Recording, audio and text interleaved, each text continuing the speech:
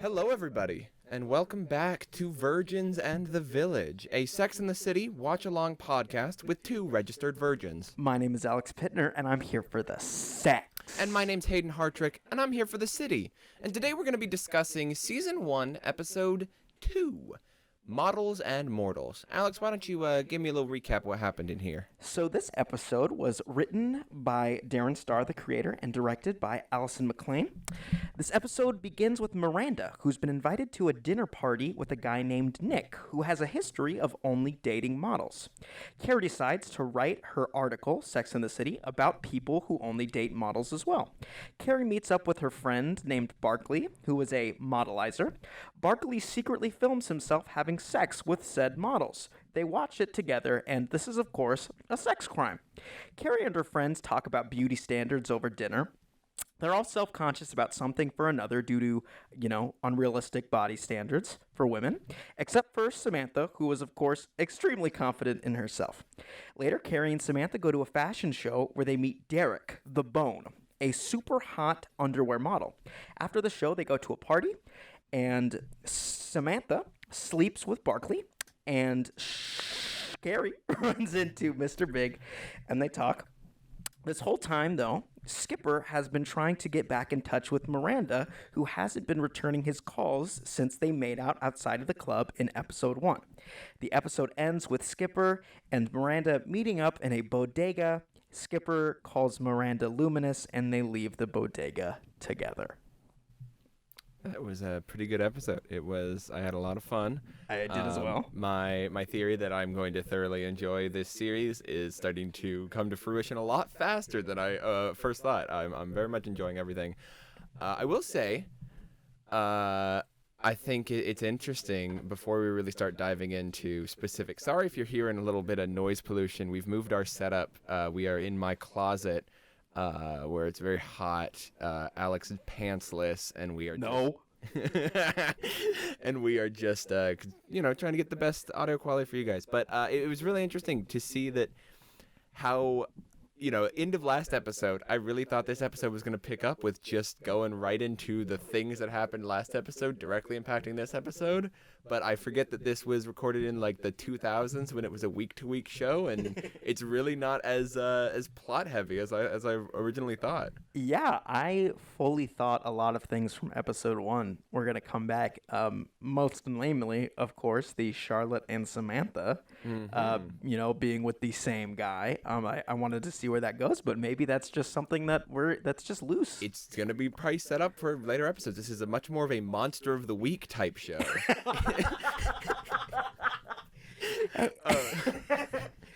Hayden, I have a question. This week, was it difficult for you to not keep watching? There were times that I was very much intrigued of wanting to keep watching. This week, however, no, it was not that difficult to keep watching because we live in Texas and the whole state was shut down because some wind came about and some snow came down and Texas infrastructure just collapsed underneath it. Yes, but luckily our brave Senator Ted Cruz was able to stay with us and fight for us all the way from Cancun. But yes, I very much wanted to continue watching, but I was able to refrain. But Dream Alex, as I hear, he wasn't able to do that, was he?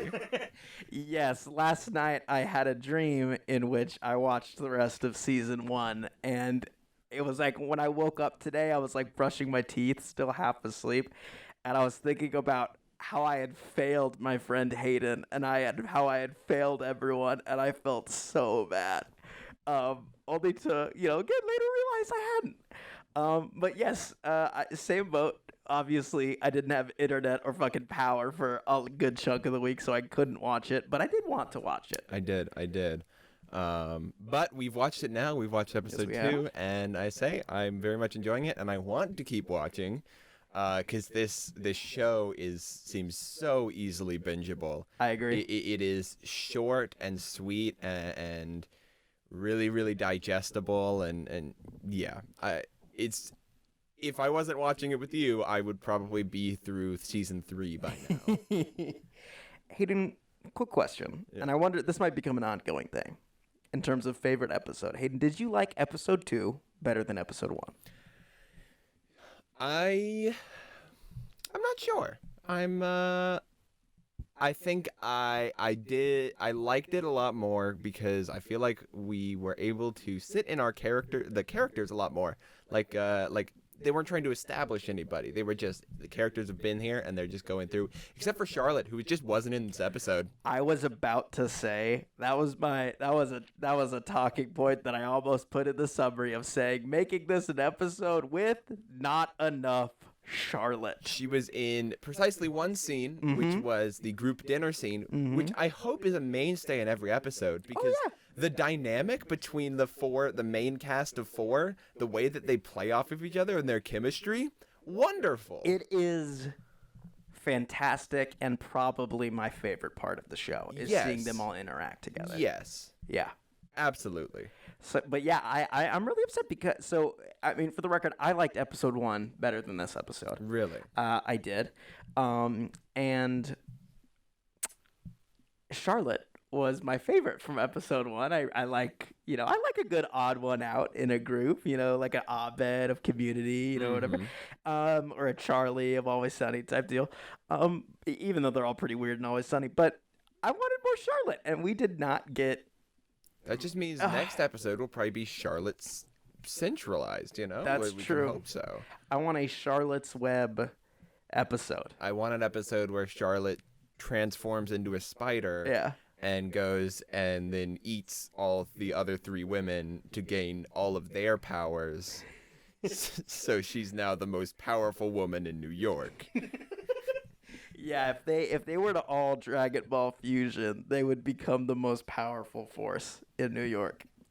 Now, Hayden, just going through this episode, we start with Nick, who is the worst human being that's ever lived. I wrote down in my little notes, because we both make notes during our watchings of this episode and the whole series.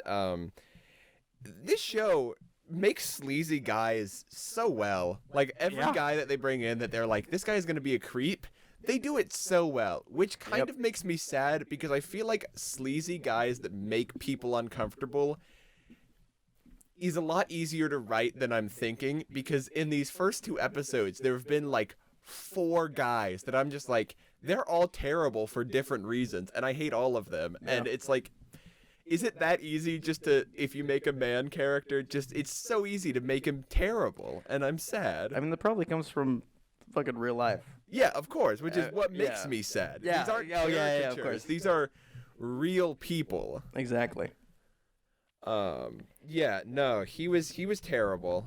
He absolutely was terrible, and I don't think his friends should be friends with him. No, as a matter of fact, so there's a scene in this. So Miranda is at the dinner party, and Nick has this amazing conversation starter where he's all like, all right, which old actors or actresses do you want to fuck? All right, I'll start. And then they go around the table and they all say old actors or actresses that they want to have sex with. And then we see that he's had that conversation like every night for the past like 3 years.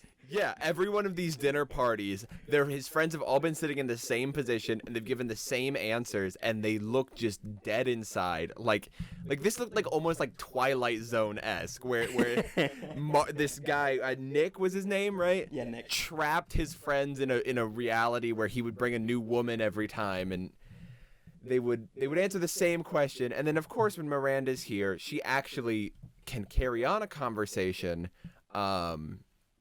and everybody is really, really enjoying it, which brings me to a point I wanted to talk about. One of my little talking points is the models in this episode. I was very much hoping that this episode would take a little bit of a different route, in which you would meet a model who wasn't a shit for brains person, because the whole point of this episode, right, is like, why do men date models, right? Or like the men that date models are scumbags. And because they say things like, like Nick has a line that's like, they don't not got brains. They just don't gotta use them. Oh, he's the worst. Fucking devil. He's the worst. And I was sincerely hoping that the women would meet a model who was intelligent, because like, I feel like that's a stereotype of like dumb models. Yeah, this episode, I would say, very much perpetuated the stereotype of dumb model. It Extraordinarily. It seemed like they were talking about it, like it seemed like this episode, in words, was on the side of like, of course, not all models are, dumb, of course, because that's true. Models are just people, right? But then the episode never actually showed and not told. They only introduced us to like 10 models, all who couldn't carry on conversations and things. Yeah, and the one that I thought, when there's one that they introduced that's like, I like to sit down and read, and it's like, oh, they're showing that models are women too, but they're just in a line of work that is like they're extraordinarily attractive, so they're in a certain line of work that does give them benefits. But then she's like setting up like, I like to read. I read a whole magazine from time to time, and I was like, oh, it's just a dumb joke. Yeah, exactly. It's just a dumb joke. Exactly. Also, going back to this dinner scene real quick, there's this one guy who scared the fuck out of me because, Nick, of course, is like, all right, old actors and actresses that you want to fuck. You know how you talk it for your family dinner. And it goes around the table, and it goes to this one guy who's like, I want to have sex with Marilyn Monroe, but only because, my dad had this thing for her. And then... And the woman who I assumed was his significant other said, like, let's not get into that. Yeah. And he says that same spiel, because my dad has a thing for her at every, like, when it's flashing back to the other dinners, he said that. So I'm assuming that, like, this guy has, like, an Oedipus complex for his dad. And he doesn't want to have sex with this actress. He wants to be this actress so he can have sex with his dad.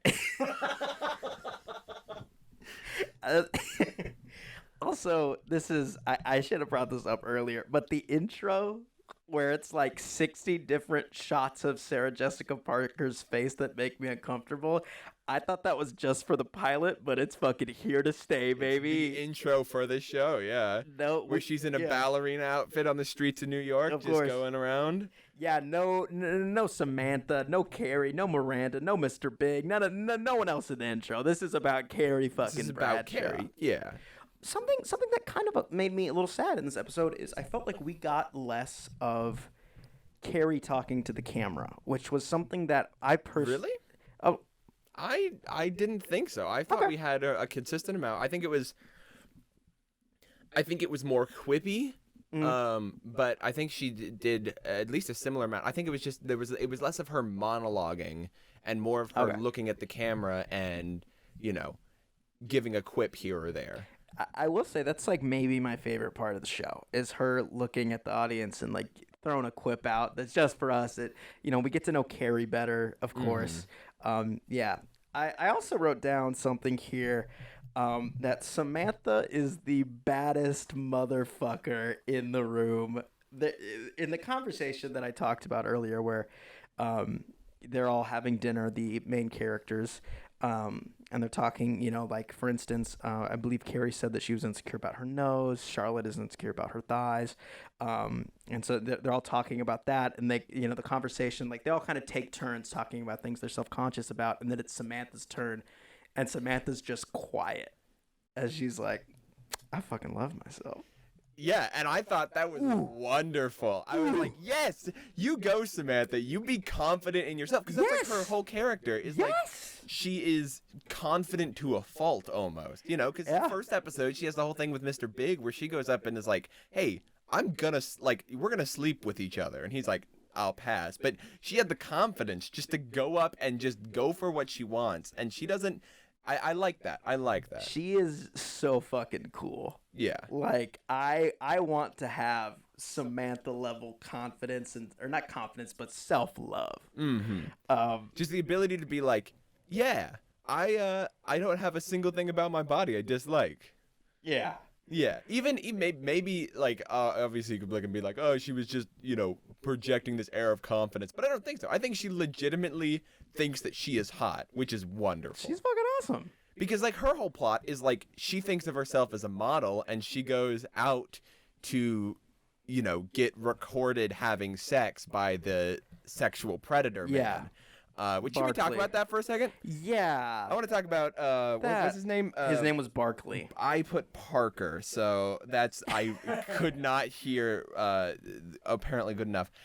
He has a wall of TV. Like you mentioned it. You mentioned it a little bit in the thing where they sit down and they watch all of his sex conquests. That was Carrie's words, by the way, not Hayden's. Yes.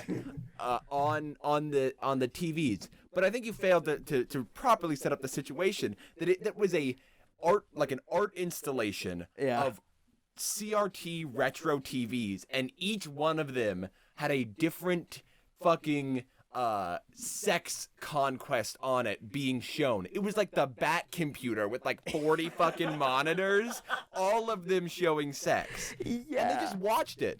Yeah, so Carrie goes over to his apartment and he's like doing art. He has this like big apartment, but apparently he's never sold a painting. And then he's like, oh, hey, want to see my real art? And then just in the middle of his fucking room, as you said, he has like 40 TVs stacked on top of each other. He clicks play on one remote and they all start showing his sexual deviance, his horrible. He's an evil person. He's evil. That's terrible. He's an evil man. Showing this secret recording. Doing this at all is It's different if he's like, if the women know, but the women don't know. It's explicitly stated that the women don't know. Yes. And Carrie doesn't say a goddamn thing about it, does she? Carrie is more than cool with it. As a matter of fact, they just like sit in the room and have lunch while watching porn together. Yeah. Yeah, it's also though later in the thing, when Samantha obviously sleeps with Barkley, and he's like, where's the camera? And he's like, oh, I only record sex with models. And she's like, oh, I'm okay with it. And he's like, okay. And he goes to take away like the hiding place of the camera. There was it is a sticky note with a hole cut out in the center put over the front of this camera. Just the dumbest, another way to just insult these models' intelligence of being like, they're so dumb, they can't see a sticky note on a camera. The camera is not hidden even a little bit. And it's not even like, this is like early 2000s too. So this is like a home video late 90s, camera. actually. It's late 90s. Yes. It's one of those chunky home video cameras that's like, big enough to mount on your shoulder like a machine gun. Yeah.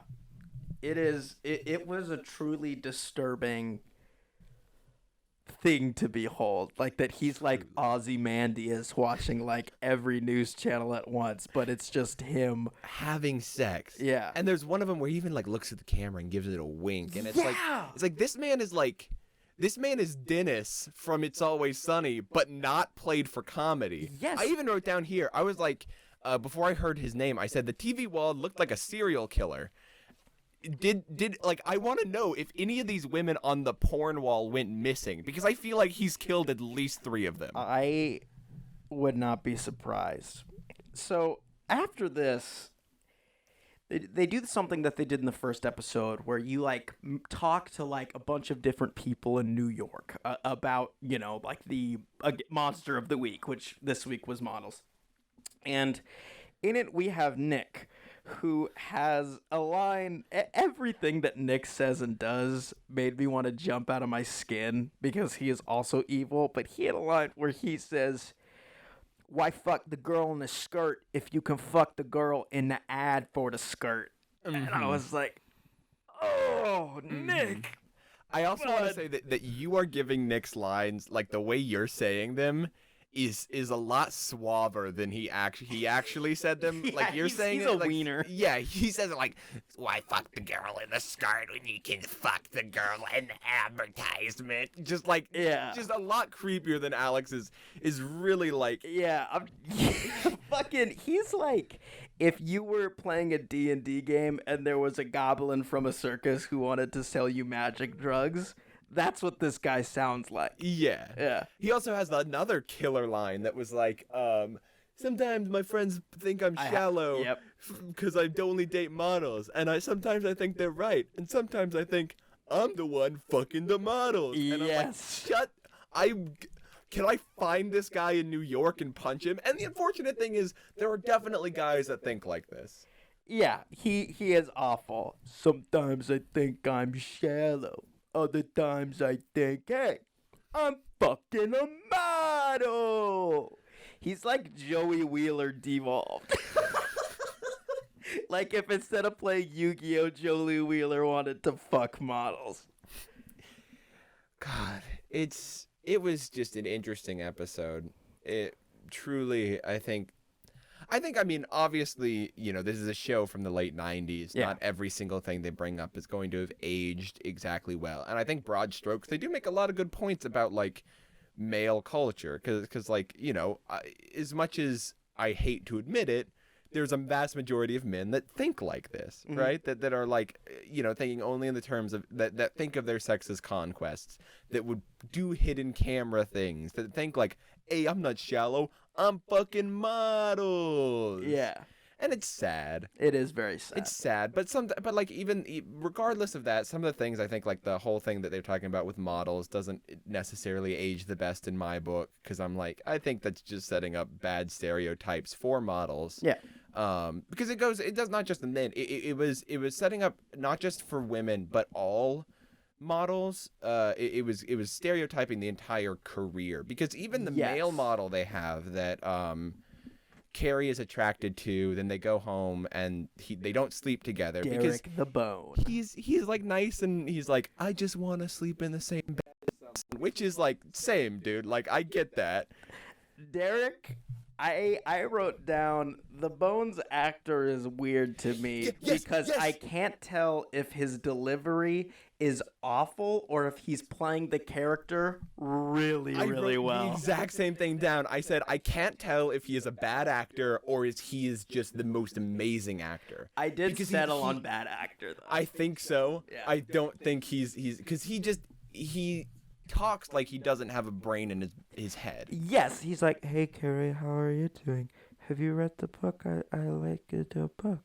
Even that was kind of, it was so, okay, there's a part where they're lying in bed together and he talks about how he's lonely and he just wants to, he doesn't want to sleep with Carrie. He just wants to, be in the same bed with her because he's lonely. And then he has those weird lines where he's like, so what do you want to be when you grow up? Yeah, which immediately takes away all this, like, because you think, like, he says that line and, like, oh, he's just kind of, like, somebody that doesn't prioritize sex, which is, like, good. Like, I relate to that line of just, like, sometimes you just want to cuddle with somebody and you don't want to you don't have the desire for any sexual circumstances. But then he says stuff like that, and I'm like, is he, did he never, like, grow up past the age of 12? Exactly. I was afraid. Like, did he did he play football in high school and get hit in the head one too many times? It was weird. I think the actor is just fucking weird. Yeah. Also, but he did have, what was that line, when they're introducing him and Carrie's friend is talking? He says something. Do you remember what it was? Are you talking about the billboard? Yeah, because they're like, he's like, I want a chunk of the billboard. He wanted a chunk of the billboard for his own room, and his manager, I don't know his name, but the manager is, I think he's like a lawyer or at the very least he's the talent agent. Okay, yes. Yeah. And he's working with Derek the Bone, and Derek wants a piece of a billboard because Derek is on a billboard. And so as you said, Derek wants a piece of the billboard for his room, and Derek's thinking maybe he wants the nose. But then the talent scout, whose name I promise I will learn by next week, is like, nah, you should get your bulge so that when a woman comes over and asks, hey, how big are you? You can point to your wall and say, 14 feet. And he says the delivery like, he goes like, oh, that would be funny. Yeah. And Alex and I lost it. It was the most hilarious unintentional line delivery of like all time, right? It almost sounds like this guy was trying to do like a Michael Jackson, like, hey guys, it's me, I'm here. Uh-huh. But like it was just so weird. Also, something I didn't dive into a lot in the recap, but throughout the episode, we see Skipper talking with Carrie because Skipper is trying to get Miranda to call him back. Now, there's a scene that did not endear me to Skipper at all. It started off being endearing, and then he pushed it too far. So he's talking with Miranda or with Carrie, and he's like, "Man, I wish Miranda would call me back." And so then Carrie takes out her phone to call Miranda, and Carrie, this was kind of a cool like, "Oh hey, it's the '90s," because Carrie bites the antenna of her phone and then pulls it back to make the antenna grow big. And so she calls Miranda, and then Skipper. It was Skipper's phone. I thought it was Miranda's phone. Skipper pulled the phone out of his pocket. Oh, I thought it was Miranda's phone. No. Okay. Because she was like, "Oh, do you want me to try calling?" Yeah, I thought the point of that was she was calling him on her But phone. I remember him pulling it out. He was holding it, and he gave it to Miranda first, or to Carrie first. Okay. It was a weird scene. Either way, Skipper grabs the phone and he's like, "Hey, Miranda, it's me, Skipper. Call me back. Please call me back. Call me back." And I wrote down Skipper's being evil. If she doesn't want to call you, fucking get over it, bro. I did write take the hint. Bro. But I also thought it was really funny and like... Again, I will say I am endeared to Skipper because he brought it back. He had that awkward like... I can't, like, obviously, I think you've done it too, because we've all had moments where we say a joke and we try to give it off as a joke, but it doesn't come across as a joke, and then it's, like, really awkward, which is what I think that was. He wasn't being intentionally evil. I think he was trying to pull a joke, and he did not have the charm to pull it off. No, I know that he was doing the joke, but I mean just from the fact that he's called her 100 times and isn't taking the hint, I think he's evil. Yeah, and then at the end of the episode... Yes, but then at the episode he won me back. So at the end of the episode, Miranda is in a bodega, and she's buying something, and Skipper... Buying cat food. Yes. Okay. Only cat food. Only cat food. And they made a point to call attention to that. So Skipper's also in the bodega, which again goes back to my theory from yesterday that in this world, New York has a population of about 20. Yeah, because Mr. Big is at the same model event that Carrie is. Yes, which Mr. Big did not come off well in that scene. But we'll get to that in a second. So in the bodega, Skipper goes up to Miranda and he's like, "Hey, Miranda, you haven't been returning my calls. What's going on?" And Miranda... It turns out that she doesn't like dislike Skipper. She says like, "Don't you want to be with someone who's the same age as you?" Because Miranda's older than Skipper. And Skipper has a compliment, which I think he kind of delivered it in a way that was very endearing to me, where he was just like, "You're luminous." And I was like, "Oh, that's a weird compliment, but okay." And so Miranda sighs and she's like, "All right, let's go back to let's get out of here." Then he goes, "Buy me my Captain Crunch." Yeah, he says, "I gotta buy my Captain Crunch first." Yeah, he's like, "You're gonna buy me my fucking Captain Crunch," because he's just holding Captain Crunch. "You're gonna buy me this fucking cereal, right?" Because he walks up and like before the whole compliment scene, he also says like, "I gotta get my Captain Crunch," and it was just the highlight of the episode is him going, is him just like upset, like. It is why I'm endeared to Skipper, right? Because I can relate to the like awkward social situation of being like not fully understanding how to react in a situation like that and be like, Yeah. I gotta buy my Captain Crunch. I came here to buy Captain Crunch. Am I not gonna get my Captain Crunch? Yeah, I'm ambiguous on Skipper. I think what the show does a lot is that Skipper fails up, in that he does things that he shouldn't do, but he gets rewarded for it, which I don't love. For instance, in the first episode, he grabs Miranda's arm, and then turns out Miranda's in and she kisses him. He doesn't stop. He doesn't take the hint from Miranda. He keeps calling her and calling her and calling her, but then he fucking runs into her, and it works out. And so I don't know. I honestly think I'm not defending it, because I do think that he has done a lot of things that I am just like, ooh.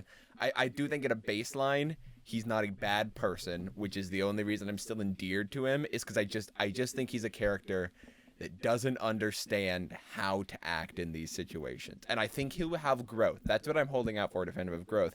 But I'm also thinking this is a late 90s like comedy show. Unfortunately, like it's not a 2020 show that is a lot more conscious of the things like that, you know? Yeah.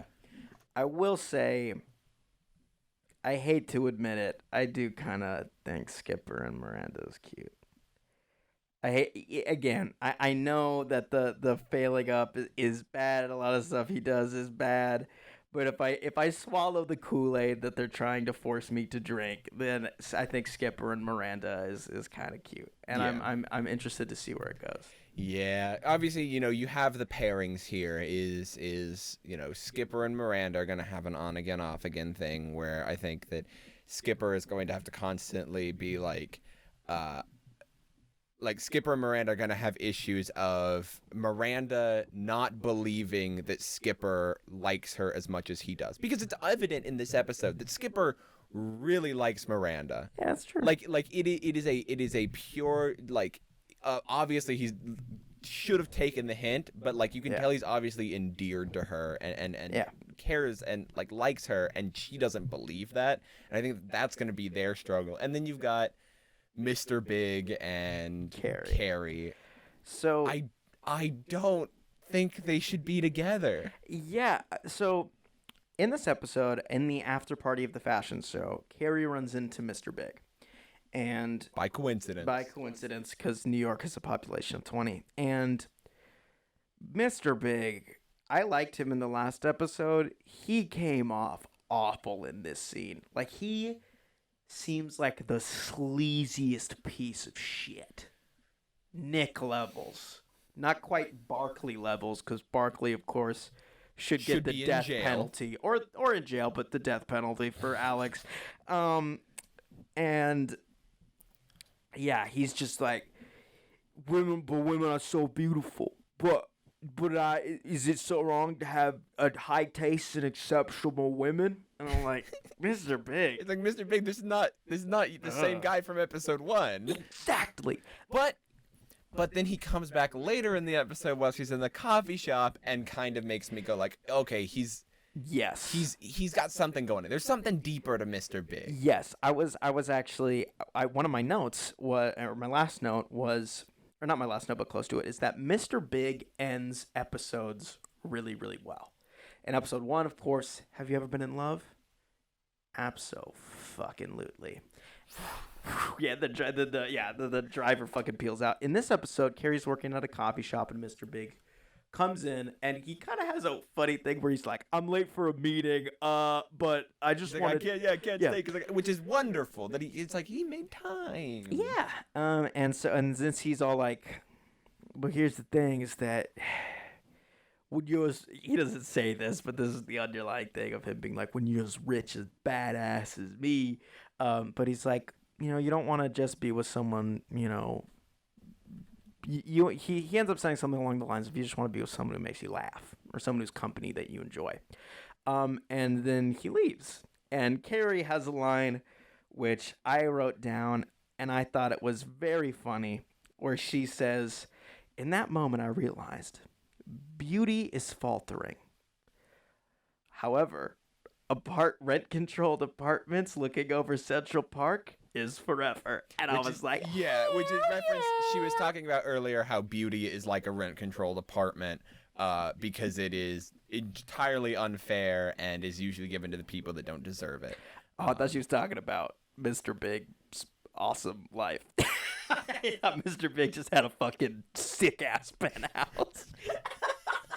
I don't like that line as much anymore. No, did you not? That was the whole monologue. She did a whole monologue leading up to that scene that was talking about the rent-controlled apartment. I might have been writing down another note in which during this conversation, something I skipped, which I hate to be that guy that's like, I forgot to say.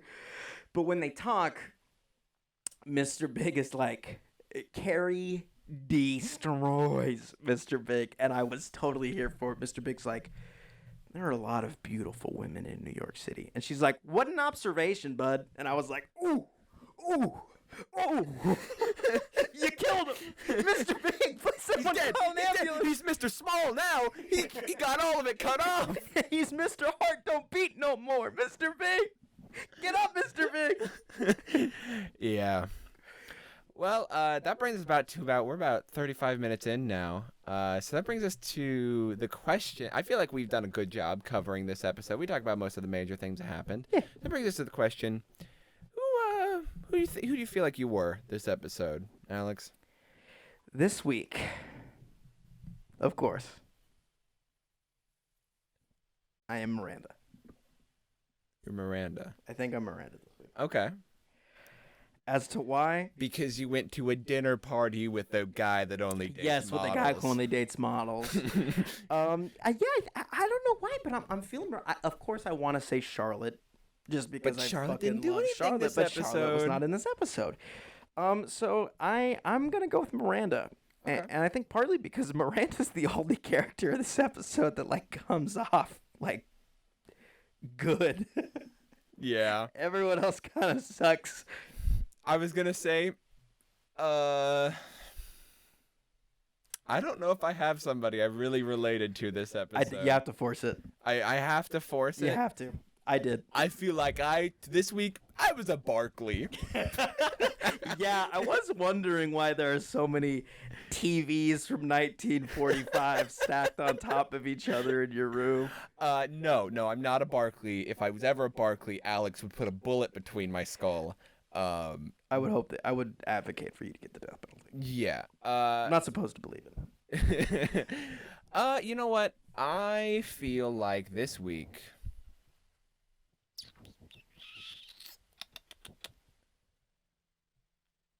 I was weird actor guy. You were Derek? I was Derek. Derek I was the Bone. Derek. Just really kind of this week I just felt content with life, even though things were kind of bad. I didn't. Yeah. I was in a good position. I was fortunate enough, and so I feel like this week I was the what was his nickname? Derek the Bone. The Bone. I felt like I was the Bone. Hayden, I didn't think about the Bone, and if I had to assign, because if we assign each other, I will say this week, I would agree. You are Derek I the am Bone. the Bone. You're the Bone. Yeah, I could see Miranda. Again, this week was weird. There wasn't a lot that really related, I felt, to us as human beings. I agree. But I do say, Miranda, you had that you're a confident person, and you're you. I like Miranda quite a bit. Yeah, I really like Miranda too. That brings us on, now that we're in our last little chunk of the show, we're going to go on to the Virgins segment of this. This is the segment, of course, where we talk about things that aren't Sex and the City related, but are explicitly Virgin related. So I started last week. So Alex, why don't you start us off with what you're going to talk about today? WandaVision, WandaVision, WandaVision, WandaVision. I have fallen head over heels for this WandaVision television show. Mm-hmm. I think that I'm a huge superhero guy. Of course. But I mainly both are. Yes. Yeah, you're wearing a Marvel shirt straight up. I'm more of a DC guy, and As am I. after Endgame, I was feeling very burnt out on Marvel stuff. Yeah. And truly, I was like, I'm not gonna go see another Marvel movie in theaters unless it's like Spider-Man. Like, I was kind of done with Marvel. So when I heard about this WandaVision show, I did not watch it initially. But then people were saying it was good. And I was like, oh, fuck, am I going to watch it? And then I watched it. And y'all, it is... If you haven't watched it, go watch it. We're not going to spoil it here. We're not even going to talk about it. Yeah. Because it is incredible. Like... I don't react a lot when I'm watching television shows by myself. I was in my bed during one of these episodes, during one of the major reveals, and I freaked out in my bed by myself at 3 a.m. I was like, yeah, it's incredible. And what I like about it is it doesn't feel like just a regular Marvel movie or like any of the content that Marvel's put out before. Like I feel like I'm repeating something that everybody on the internet is saying, but it's just so fantastic. It feels like that episode of Justice League Unlimited where Superman is like trapped by the monster that makes him see like Krypton, and in this world he has a son and he has a family. yes, but it's for all the man fake. who has everything. Yes. If you haven't watched that episode of the Justice League animated series and you have HBO, go watch it now because it's beautiful. But yeah, and it feels like that, but I mean, honestly, better because there's just so many more layers, and Vision is a character that I love very much. I'm one of the few people in this world who actually like Age of Ultron. and I love Vision, and I think that the show is just incredible. It's a wonderful show. It's so experimental, and I think a lot of people share that sentiment of that Marvel, like burnt out. Yeah. And WandaVision is such not a Marvel property, and if the rest of Phase 4 continues, where they just say, "Hey, we have enough money. We can say fuck it and make whatever television show we want. It just happens to feature superheroes," and they step away from the superhero genre. I think you're going to have. It's going to be a wonderful next couple of years if WandaVision is setting a precedent. Yes. Also, the performances from everybody is incredible. Everyone. It's incredible. Wonderful. Absolutely wonderful. Yeah, but that's as much as I want to say. Because if you haven't watched it, you should definitely watch it. Yeah. And there is too many wonderful things to spoil. Yes. This week was episode 7. So for those of you that have watched episode 7, I mean, the thing that happened in it was wonderful. Yeah. And that's all we're going to say. That's all I'm going to say. So we're going to move on to my Virgin segment. I'm going Please. to talk about something that's going to totally alienate you, Alex. Okay. I want to talk about Strixhaven School of Mages. I'm familiar. Strixhaven School of Mages I'm not familiar. It is the next expansion in the Magic the Gathering set. I'm a huge Magic the Gathering player. I've been playing it for probably a total of 4 to 5 years if I were to account all my time with the game. Kaldheim just came out, which is a Norse mythology themed plane. Yes. With a bunch of Norse gods that is absolutely wonderful. And the next set that's coming out is Strixhaven, which is set in a plane that is like a mage school, right? Okay. And a lot of people were thinking going into this that it was going to be like Harry Potter. Basically, it was the magic equivalent of Harry Potter, which is what I thought it was going to be. Yeah. And I was a bit like, I'm not a huge Potterhead. I wasn't really excited for this set, right? I was like, okay, there's gonna probably be some cool mechanics, but I wasn't gonna think it. And then they do the thing. It's been like a week since Kaldheim released, and they spoiled 5 cards from the new set, one for each of the schools in Strixhaven. To which they're not doing a Harry Potter thing. Oh. They're doing just like a regular college, but everybody has access to magic. So like the blue red guild is like the theater school. There's like the mathematicians. It's like a college, but each of these individual schools are mages and different ways of practicing magic. There's one of the cards, the white red one is the lore keepers. From what I've read, and they're on their card art. Because you know how you have mathematicians, theater kids, and lore keepers, right? Yeah, history majors. Okay. Yeah, you got me. It's like, yeah. There's like then the black greens are the bio majors, and then the black whites are the like English majors because they actually have like their Shout out Max aesthetic Foster. is like ink. Like their magic takes the form of like it looks like ink that they're controlling. Whoa, it's super cool. That's pretty cool. The red, white, the like history majors, in their card art, one of them is holding a massive scroll that is shooting like a machine gun, and it is so fucking cool. And they're also in every single pack, they're doing a masterpiece type card that is a reprint of a card, like a powerful spell or a popular spell, and they're like 63 cards, and there's one in every pack, which is wonderful because Wizards of the Coast is a history of kind of just being like, fuck you, if you want the cool looking cards, you're gonna have to pay for the expensive packs, but the regular packs are getting them, and I'm so excited. I could go on about Strixhaven. I think this year is going to be such a great year for Magic, and I'm so excited. That's awesome.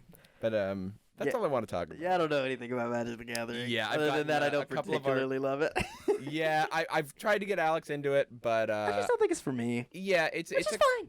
That's fine. It's a more complex card game, and it's not for everybody. Yeah. I've gotten a couple of our other friends into it though, so yes, you have. Now Alex has to constantly hear about it when we're hanging out with those friends. That's true. Although Hayden, the way you talk about it, I like hearing you talk about it more than playing it, because I will say I love the concept of that, like everyone is a planeswalker. I do have control over these creatures that you summon from other dimensions to fight other planeswalkers. And I'm like, whoa, this is I'm cool. I'm a huge fan of the lore, so most of the times I'm talking about it, about 50% of the time it's from a lore perspective. So I feel like you don't have to know the mechanics to really follow along. Yeah, exactly. I don't have to know the mechanics to think that what you just said was really cool. Yeah. I think that is really interesting. Yeah. It was because I wanted to like kind of laugh at it and be like, oh, so it's like you have your fucking professor of geometry card, but like the way you put it's like, yeah, you do, and it's cool. I'm like, Yeah, oh and he goes shit, like, yeah, okay. Look, I can take 1 + 1 = 2, and now I just blew up some random kid's house. Welcome to Flatland, bitch, and then he stomps you. Yeah. But I think that just about does it for this episode of Virgins in the Village. Awesome. Join us next week for season 1, episode 3. Which the episode I don't know the name off the top of my head because I don't do the research. Yes, everybody, thank you so much for listening. If you want to listen to more of us, we do a stream of Dungeons and Dragons called Jest Quest on Sundays Every at 8 Sunday o'clock. at the Comedy Association Twitch channel. And if you would like to follow Hayden on Twitter, my Twitter is @Greygok, GREYGOK. That, of course, is the name of the first D&D character I played. which is, you know, again, if you're ever thinking, are these guys really virgins? Yeah. Yeah. But yeah, if you want to follow us, follow me on Twitter. That'll be there. Hopefully, by the time this episode comes out, we'll have set up a Twitter for this, and you can speak to us there. We'll try to be as responsive as possible. We'll set up an email. This will be on YouTube and Spotify, hopefully. We're really excited, and we will talk to you guys next week. Love you. So until next week, have some sex, have some city, and we love you. Bradshaw. Bye-bye.